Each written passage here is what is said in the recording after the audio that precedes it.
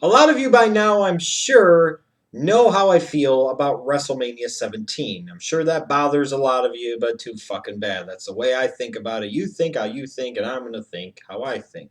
Now, one of the things that has always bothered me about WrestleMania 17, from a historical standpoint, is when fans and wrestling media refer to it as the greatest in ring WrestleMania of all time. And I say, that's ridiculous. Apparently we weren't watching the same Mania. While that had some good in ring action, is one of the better WrestleManias purely from an in ring standpoint. I don't think it holds a candle, frankly, to WrestleMania 19 at Safeco Field. I just flat out do not. I think the total card from beginning to end was better, and in particular, the last five matches on this card might be the greatest run of good quality in ring work in WrestleMania history. Sometimes I think WrestleMania 19 doesn't get the credit that it deserves. And like I said, I don't know what it is about WrestleMania 17 that gets it all the attention and positive feelings about that show, because I think WrestleMania 19 was just flat out better with all the negative connotations and consequences to go along with the show that a WrestleMania 17 had. And even when I look at it, if I removed all that other shit, WrestleMania 17 from an in-ring standpoint and from a show, it's a good show. But WrestleMania 19 is one of the five greatest WrestleManias of all time, in my opinion, and from an in-ring standpoint, may very well be the single best WrestleMania of all time. Period. No question about it. And that's just the way I look at it. Now, when I look at WrestleMania 19, you've done your brand extension, you've got a unique Raw brand, you've got a unique SmackDown brand, and part of the reason for that is because you had such a talented, deep roster at this time. All these people coming from ECW and WCW. You had to find the way to utilize these guys because you had so many of these guys you put out of work in theory. Well, you might as well fucking use them. And, that was something that you saw during this time. Now, as far as this show, a lot of people look back at WrestleMania 19 and they say the first four matches on the card, the first portion of the card was kind of forgettable. And that's kind of true, even though I don't think that necessarily tells a full and accurate story. Like Matt Hardy taking on Rey Mysterio in the Cruiserweight Championship match. This could have used a little more time, I will grant you, but it was okay. It's funny to go back and watch Matt Hardy version 1 talk about Matitude. But it's okay because this card was so loaded on the top half that you really didn't need a lot out of the bottom half of the card. And the good thing is if you weren't expecting a lot out of the bottom half of the card, you were definitely in for a treat. Your expectations were fully met with this ridiculous ass handicap match with Undertaker taking on Big Show and A-Train. I know a lot of people sit there and talk about WrestleMania 9 and his match with Giant Gonzalez being the worst Taker match in WrestleMania history. Some people might talk about his match with King Kong Bundy at WrestleMania 11. However, here at WrestleMania 19, this definitely goes into that category for me. One of the worst Taker matches in WrestleMania history, if not perhaps the single worst, not with Giant Gonzalez. This match was bad. This was terrible. Here you've got fucking Undertaker, undefeated at WrestleMania, in a handicap match against Big Show and A-Train. And this ends up being more about, remember Nathan Jones, the Colossus of Boggle Road, or whatever the fuck it was? Where the hell's he at now? His bald-headed ninja kicking ass coming out and saving the day. Oh, this was boo-boo. This was trash. This was dumb. This is the one really dumb, stupid, damn thing about this show.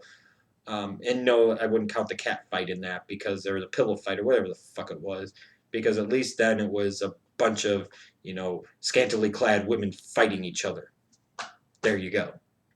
But Undertaker versus Big Show and A-Train to me is one of the 10 worst WrestleMania matches of all time because it was fucking stupid. Just terrible. Terrible. Terrible. Terrible, to borrow from Charles Barkley. The Triple Threat Women's Championship match here was pretty good. I would argue maybe just a tad better than the one at WrestleMania 18. Trish ends up beating Victoria and Jazz and becoming the new women's champion, which to me should have been the finish that you had at WrestleMania 18. Well, you got it here at WrestleMania 19 instead.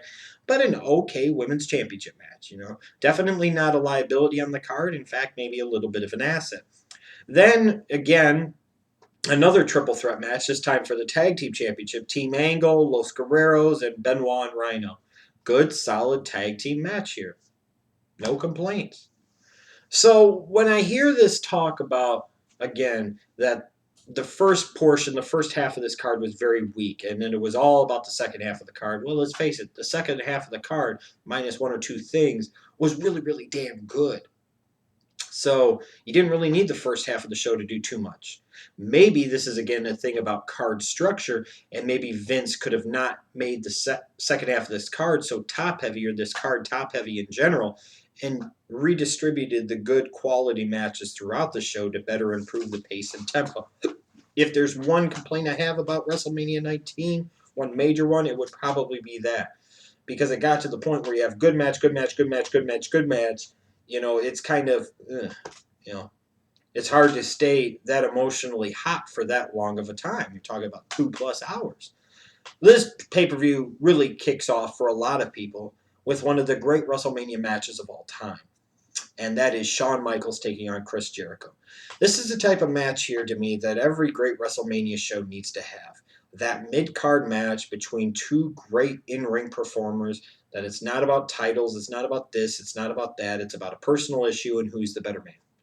When you have a WrestleMania that has this type of match on the card, that WrestleMania tends to be a whole lot better, especially if you've got the right guys in this role, in this spot. Right here, smack dab in the middle of the fucking card, here's Shawn Michaels and here's Chris Jericho. Here they're comparing in a lot of ways Chris Jericho to Shawn Michaels. The storytelling in this match was phenomenal, from the competitors to the commentators, everything. This match was the shit. And with all the great WrestleMania matches that Shawn Michaels has had in his WrestleMania career, this is one of his three best, no question about it. Some may argue perhaps his second best, or maybe even his best, depending on the type of in-ring performance that you like. But this match was incredible. And this was a validating type of match for Shawn Michaels, because yes, he had come back at SummerSlam 2002, and he was back in full force and everything else. But now here's Mr. WrestleMania coming back to WrestleMania against a guy who patterned himself in a lot of ways after a Shawn Michaels and a Chris Jericho. And now it's like pupil, teacher, master pupil, teacher, student, whatever the fuck you want to call it. And the teacher ends up beating the student. The master beats the pupil. And then afterwards, as they shake hands and they hug, and then Jericho nut jobs him, and fucking here's Shawn Michaels sliding down. It's like, man, that was the perfect finish for this damn match. Outstanding. This is an incredible piece of in-ring work, an incredible piece, more importantly, of storytelling. Outstanding stuff. Now, even though the last 5 matches you could argue on this card were very good, and a lot of people will say that, and I will still say that they were in general pretty good, there are some things that I didn't like about these last 5 matches. One of those matches being Triple H versus Booker T for the World Heavyweight Championship. Now, a lot of you already know probably what I'm going to say about this, but this is at a point in time where they were really trying to pound Triple H down your fucking throats. I don't know if it was one of these things where they wanted to make sure Vince and Linda did that Triple H was actually going to follow through and go down the aisle and end up marrying their daughter. I don't know what the fuck it was, but this reign of terror of God was horrendous. And here is a perfect example here of a missed opportunity. Here comes Booker T, a 5-time WCW champion. Maybe not the most over guy with the crowd at this point in time, but a guy that had a really compelling, really interesting story, and a guy that deserved this spot, deserved this moment, and deserved this victory. And he didn't get it. And it's always pissed me off about this company was the fact that here's Booker T coming in as a serious guy, as a guy that was a former 5-time World Heavyweight Champion, yes, in WCW, but it was still WCW. And here he can't beat Triple H. I mean, the match itself was very good. But the finish still, 11 years later, pisses me off every time I go back and watch it. So a good match with a horrible finish to me, in my opinion. Now the next match obviously didn't piss me off. It's my favorite match on this card, even though it's not the best match on the card. Clearly the best match on this card was Shawn Michaels, Chris Jericho. But my favorite match was Hulk Hogan and Mr. McMahon. Now, there's one thing you could say about the last 5 matches on this card. that they all kind of really had going for them. And that was, they were all matches that were telling a story within the rivalry, within the feud, and within the match itself. But maybe the biggest example of storytelling is Hulk Hogan and Mr. McMahon. I mean, when they were billing this was 20 years in the making. And it was. And you always wondered what would happen in a match. And that was the building of it. And it was done so well. And this was set up so well at the previous pay-per-view when The Rock beat Hogan because the lights went out. And here's the screwy finish with the fucking referee. Was that Grenier or Dupree or whatever the fuck? It doesn't matter. It was very well executed. And I was so looking forward to this match. Now, I still stand by what I said before, is I wish WrestleMania 18 would have been Hogan and Austin, 19 here would have been Hogan and Rock, and then 20 would have been Hogan McMahon at Madison Square Garden. I think that would have set it off even more. But this one here, you've got Hulk Hogan, you've got Mr. McMahon. This is a chance with 20 years of doing, business on and off again with each other. There's a lot of animosity there. I'm sure there's some heat there, even still to this day, that maybe stays under the surface. But here's a chance to go out there and have some fun with it and beat the hell out of each other and put on a great show doing it. And that's exactly what they did. Obviously, Hogan at this point in time was not in the best physical shape. And obviously, you could tell that Mr. McMahon, Vince McMahon, was never a 5-star athlete, needless to say. But this, again, is an example of, now you throw the street fight element in there. It's really hard not to have a good fight or a good match when you have a street fight, unless you're a TNA and the street fight goes 2.5 minutes. Well, Hulk Hogan and Mr. McMahon, there's so many elements there to make for a really believable, really entertaining street fight. And the facials of Mr. McMahon, outstanding. And you could just feel the animosity there. You could feel the hatred. It felt very real. And that's why this match came across so well and was so genius. And then you throw in a big time surprise. Here comes somebody up the steps. You're like, what the fuck's going on? And it's Roddy Piper. It was like you were throwing a bone here to a lot of older fans. You were sitting there and saying, here is part of the main event of WrestleMania 1, Hogan and Roddy Piper. Here comes Piper. He hates Hogan. He hates Vince McMahon. The one thing I kind of wish he would have done was he would have whacked both of them with a pipe, not just Hogan.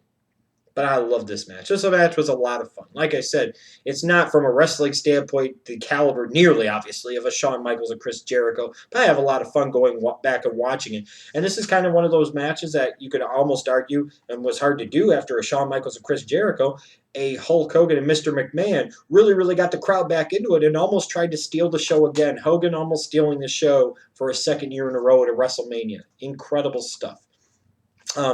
Now we get to the match that, heading into this pay-per-view back in 2003, I thought you had 3 matches that could main event, 3 matches that you could make an argument should main event. And one of them was Hogan McMahon, because a lot of the billing for this event ahead of time was about Hogan and McMahon, 20 years in the making. One was what ended up main eventing, and that was the match for the WWE Championship between Lesnar and Angle, because you could clearly tell that Lesnar was supposed to be the design guy for the next decade. So you get that. Here's a Rumble winner. Here's the champion. You're trying to cement Lesnar as that guy going forward. But then the match that I maybe argued at that point in time in 2003 should have really truly been the main event of WrestleMania 19 was The Rock versus Stone Cold Steve Austin one more time. Here's the 3rd chapter in their WrestleMania story. And I'm like, you have so much going into it. And this might be the swan song for both. I didn't really know at the time. I'm like, this might be the swan song for both when it comes to WrestleMania. This is one last chance for them to face each other. The 2 stars of the Attitude Era, not named Vince McMahon. 2 of the guys that the company rode to damn near unprecedented and unrivaled and unmatched success during the late 90s and early 2000s. Here's Austin. Here's Rock. You're doing it one more time. With so much going into it, I was almost fully expecting that they were going to learn the lesson from WrestleMania 18, and they were going to main event this match because they didn't want Rock and Austin to steal everybody else's thunder. Well, and I always couldn't figure out for years why this match didn't main event. I didn't understand it. Then we get the story from Austin talking about he had a tachycardia episode and his pulse was shooting up, and the night before WrestleMania, so he spent the night in the hospital, and they had to yank it from the last match on the card just in case it didn't go very well. And it kind of shows here in this match. I really don't like this match that much. I really don't. I think they went out there maybe now, as I understand more of the history and backstory to it. They went out and did the best that they could considering the situation. They kind of played it safe. They had a safe match.